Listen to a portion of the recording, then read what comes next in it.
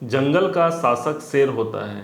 शेर निडरता का प्रतीक है और सदैव अपने अनुचरों को सहारा देने वाला यह सिंह होता है।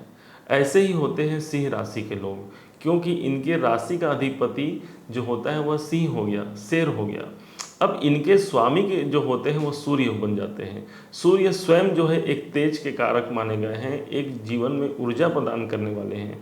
तो सिंह राशि के लोग भी अपने जीवन में सबको ऊर्जा देने वाले, सबका साथ देने वाले और मिल करके आगे बढ़ने वाले व दूसरों को आगे बढ़ाने वाले होते हैं। आइए जानते हैं कि इस मार्च 2023 में इस सिंह राशि के लोगों पर क्या प्रभाव पड़ेगा ग्रह के गोचरों का, और क्या इनके जीवन में भाग्य की उन्नति कैसी रहेगी, कैरियर कैसा रहेगा और आर्थिक बजट कैसे रहने वाली है। इसी बात पर हम विश्लेषण करने जा रहे हैं। आप सिंह राशि के हैं, सिंह लग्न में यदि आपका जन्म हुआ है तो यह बात यहाँ पर इस वीडियो में सिर्फ और सिर्फ आपकी होने जा रही है। आप हमारे साथ बने रहें। आइए प्रारंभ करते हैं। सिंह राशि का जो सिंबल है आपको पता है, 5 नंबर सिंह राशि का सिंबल है। सिंह राशि के स्वामी होते हैं स्वयं ग्रहों के अधिपति सूर्य देवता। अब सूर्य देव इस ग्रह के स्वामी हो गए हैं और सूर्य का गोचर आज के दिन पर 14 मार्च 2023 तक यह सूर्य आपके कुंभ पर रहेंगे, मतलब कि यहाँ सप्तम भाव पर रहेंगे।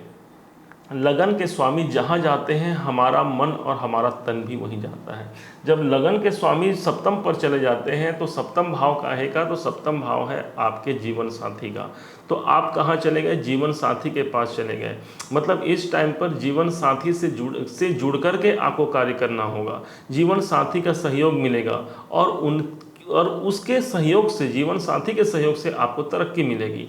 अब यही स्थान हो जाता है आपके बिजनेस का, आपके व्यापार का। यदि व्यापार भाव पर सूर्य हैं तो यहाँ पर व्यापार के लिए बहुत अच्छा माना जाएगा। यदि आप व्यापारी हैं तो आप देखेंगे इस टाइम पर आपका सबसे ज़्यादा फोकस अपने बिजनेस, अपने व्यापार पर होगा, क्योंकि लगन का स्वामी ही सूर्य गया हुआ है। यदि आप नौकरी में हैं तो नौकरी से देखा जाए तो नौकरी भाव से दूसरा भाव है, तो नौकरी में यहाँ परिवर्तन का योग देखने को मिल सकता है। हो सकता है यहाँ पर नौकरी में कुछ धन की बढ़ोतरी भी आपको देखने को मिल सकती है, क्योंकि सूर्य जो है 14 मार्च तक आपके सप्तम में ही रहने वाले हैं। 14 मार्च के बाद यही सूर्य चले जाएंगे आपके अष्टम भाव पर। अष्टम भाव पर आपका लग्नेश का जाना आपके बहुत अच्छा नहीं होगा। किस दृष्टिकोण से, यही आपके दाम्पत्य जीवन के लिए, क्योंकि सप्तमेश यदि हमारे अष्टम में चला जाए तो यहाँ पर कुछ दाम्पत्य जीवन में खटास उत्पन्न हो सकती है, आपसी रंजिशें बढ़ सकती हैं। सप्तम भाव ही आपके मित्र का होता है, तो मित्रों के बीच भी आपके ये समस्याएं आगे भी बढ़ सकती हैं। तो यहाँ पर सतर्क रहना है अपने संबंधों को लेकर। परंतु सूर्य जब अष्टम पर चला जाता है तो यह इस समय होता है हमारे जीवन में परिवर्तन का। सूर्य हमारी ऊर्जा है, तो हमारी ऊर्जा यदि अष्टम में चला जाए तो हमारी ताकत, हमारी आत्मा में ही एक परिवर्तन का योग प्रारंभ हो जाता है।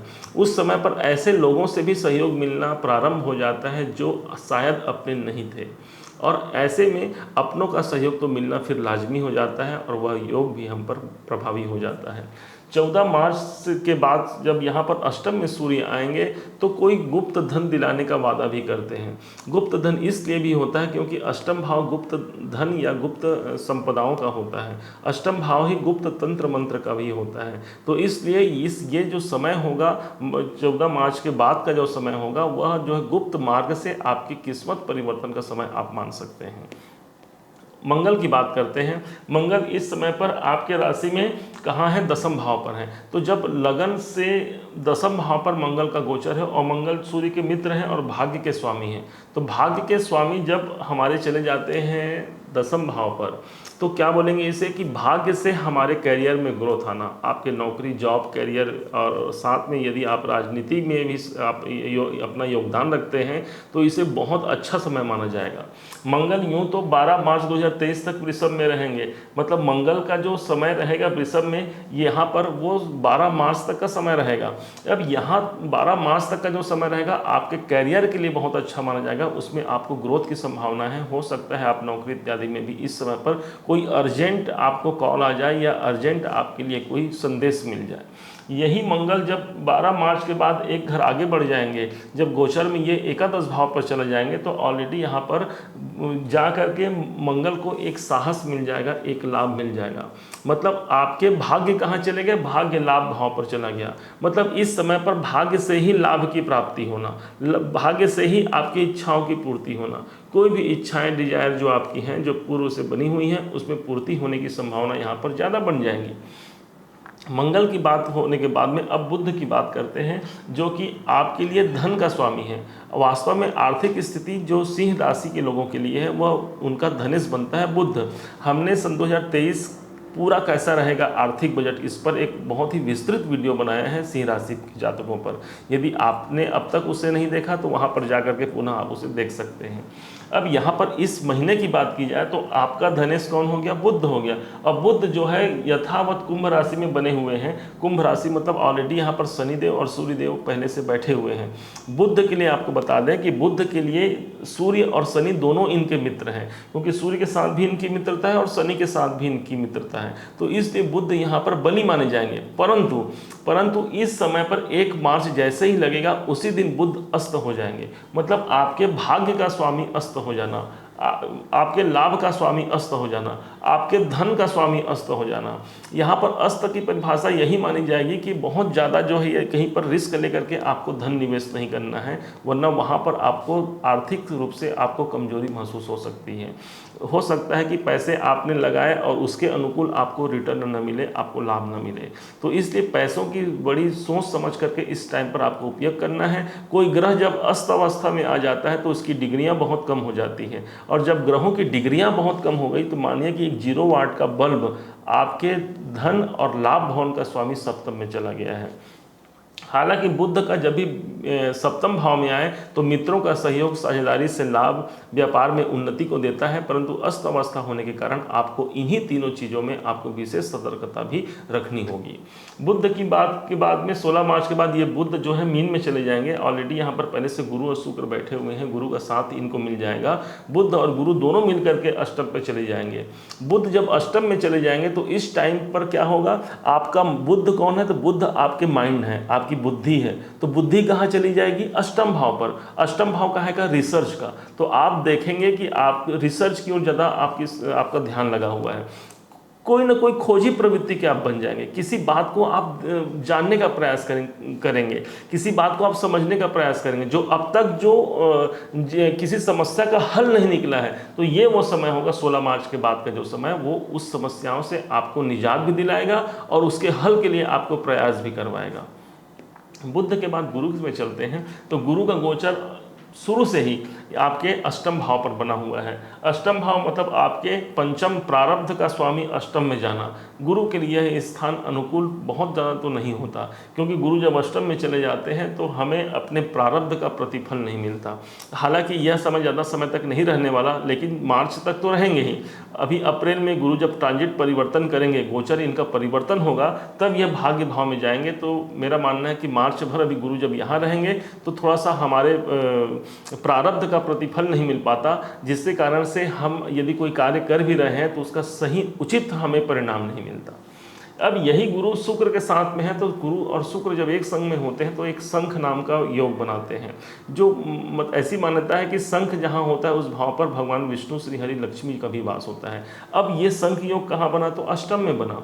अष्टम पर यदि यह योग है तो हमारे प्रारब्धों का प्रतिफल प्राप्त होना, कुछ हम छुपा सकते हैं लोगों से। किससे छुपाएंगे, अपने मित्र से, अपने जीवन साथी से कुछ छुपा सकते हैं इस टाइम पर, क्योंकि अष्टम भाव सप्तम भाव का छुपाव है।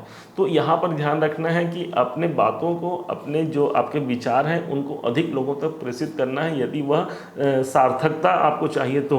और अन्यथा अपने गुप्त बातों को छुपा करके रखने में आपकी ज़्यादा भलाई रहेगी इस समय पर। गुरु के बाद में अब हम लोग शुक्र की बात करते हैं। शुक्र ऑलरेडी यहाँ पर मीन राशि में हमने बताया है ये 11 मार्च के बाद शुक्र जो है ये आपके अष्टम भाव को छोड़कर नवम भाव में आ जाएंगे।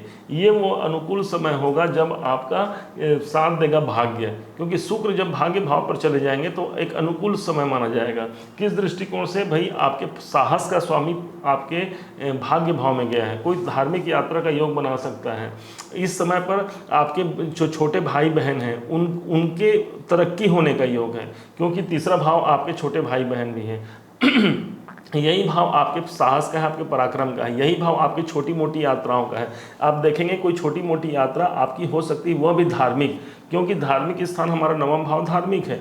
अब नवम भाव ही आपके पिता हैं, नवम भाव ही आपके भाग्य हैं, नवम भाव ही आपके उच्चाधिकारी हैं। इन सब का सहयोग आपको मिलेगा, क्योंकि पहले से यहाँ पर राहु देव विद्यमान है। अब जब राहु पहले से है और राहु के गुरु अर्थात शुक्राचार्य जी उस भाव पर चले जाएंगे, तो यहाँ पर क्या होगा, आपका बहुत ज़्यादा जो आप जो मेहनत करेंगे, जो आप अपने जीवन में जो सबसे ज़्यादा आपको तड़प रहती है, वो राहु जहाँ होती है वहाँ होती है। और राहु ऑलरेडी पहले से चल रहे हैं आपके नवम भाव पर। शुक्र जब आ जाएंगे तो भाग्य का प्रतिफल आपको मार्च महीने में आपको प्राप्त हो सकता है। शनि की बात करते हैं। शनि पहले से ही शनि जो है वो अस्त अवस्था में बैठे हुए हैं, आपके सप्तम भाव पर आए हैं। तो सप्तम भाव पर जब शनि देव आए थे तो आपने सुना था कि बहुत ज़्यादा आपका परिवर्तन होने वाला है, भाग्य में वृद्धि इत्यादि बहुत सारी बातें। क्यों प्रतिफल नहीं हो रहा है, इस पर हमने एक वीडियो बना रखा है कि वास्तव में सिंह राशि के लोग क्यों परेशान हैं, इसका कारण और निवारण। यदि आप वहाँ जाकर किसे समझें देखें तो आपको एक नॉलेज मिल पाएगा कि कैसे हम उसमें सफल हो सकते हैं। तो अभी बात शनि की हो रही, तो शनि तो यहाँ पर है, तो सप्तम भाव पर शनि अस्त अवस्था में है। अस्त अवस्था में यदि कोई ग्रह चला जाए तो उसे बहुत अच्छा नहीं मानते, उसकी डिग्रियाँ कम हो जाती है सूर्य, क्योंकि सूर्य के साथ है और सूर्य के निकटता के कारण शनि भी यहाँ अपने प्रभाव को कमजोर बनाए हुए हैं।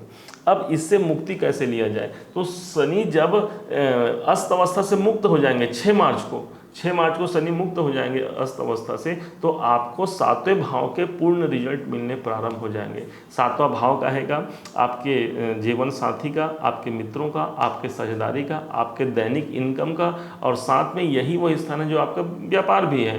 तो इन सब क्षेत्रों में आप देखेंगे आपको सफलता मिलने प्रारंभ हो जाएंगी और यहाँ पर ग्रोथ की स्थिति यहाँ पर काफ़ी बन जाएगी। तो 6 मार्च के बाद जो है अच्छा समय बोल सकते हैं। राहु और केतु की बात करते हैं तो राहु ऑलरेडी जो है भाग्य भाव पर बैठे हुए हैं। अब चूंकि सिंह राशि के लिए राहु जो है बहुत सकारात्मक ग्रह नहीं माने जाएंगे, फिर भी यहाँ पर राहु जब भी होंगे तो राहु हमें आध्यात्म से जोड़ देंगे। राहु क्योंकि आध्यात्मिक ग्रह तो राहु नहीं है, परंतु आध्यात्म में जोड़ना राहु का कार्य है। आपकी ऐसी धारणा हो जाएगी कि मैं अध्यात्म में जुड़कर मैं कोई ऐसा कोई कर्म कर लूँ जिससे कोई बहुत बड़ा चमत्कार हो जाए, कोई बहुत बड़ा ग्रोथ हो जाए। तो राहु यहाँ पर आपकी सबसे ज़्यादा आपकी कैपेसिटी आपको नवम भाव से जोड़ सकते हैं। नवम भाव आपके भाग्य का, आपके पिता का, आपके उच्चाधिकारियों का इत्यादि। अब केतु की बात करते हैं तो केतु पहले से ही 7वें घर में है। साहस यहाँ पर केतु अगर हमारे साहस भाव पर है तो ऐसे लोगों का साहस बहुत सॉफ्टली आगे बढ़ता है। क्यों? क्योंकि कहा गया है केतु जो है वो गुरु का फल प्रदान करता है। तो गुरु तो भाई अभी अष्टम में चले गए हैं, तो अष्टम में होने के कारण साहस में थोड़ा सा न्यूनता दिखाई पड़ सकता है। फिर भी सिंह राशि का सिंबल ही एक ऐसा राशि है सिंह, जो साहस से परिपूर्ण होते हैं, सदैव निडर होते हैं। हजारों की भीड़ में भी इनकी निडरता को आसानी से जाना जा सकता है। ऐसे होते हैं सिंह राशि के लोग। आर्थिक स्थिति की बात भी कर चुके हम, फिर भी एक बार और आर्थिक स्थिति याद रखेंगे। सिंह राशि के लोगों के लिए सबसे बड़ा जो आर्थिक सोर्स का कारण है वो उनका बुध है, क्योंकि बुध ही धनेश और बुध ही लाभेश है, और बुध पूरे महीने अस्त रहने वाले हैं। तो इसलिए आर्थिक दृष्टिकोण से समय तो अच्छा है, परंतु कहीं पर धन निवेश करना है, कहीं खर्च करना है, कहीं पर पैसे लगाने की बात आती है तो आपको बारंबार सोच करके उसमें धन का इन्वेस्ट करना है, अन्यथा हानि की संभावना भी यहाँ पर बनी रहेगी। अगले महीने के फिर राशिफल लेकर आपके सामने उपस्थित होंगे। आप सभी सिंह राशि वालों का जीवन जो है सदैव उन्नति पथ पर अग्रसर रहे, इसी मंगल कामना के साथ हम आपसे विदा लेते हैं। नमस्कार।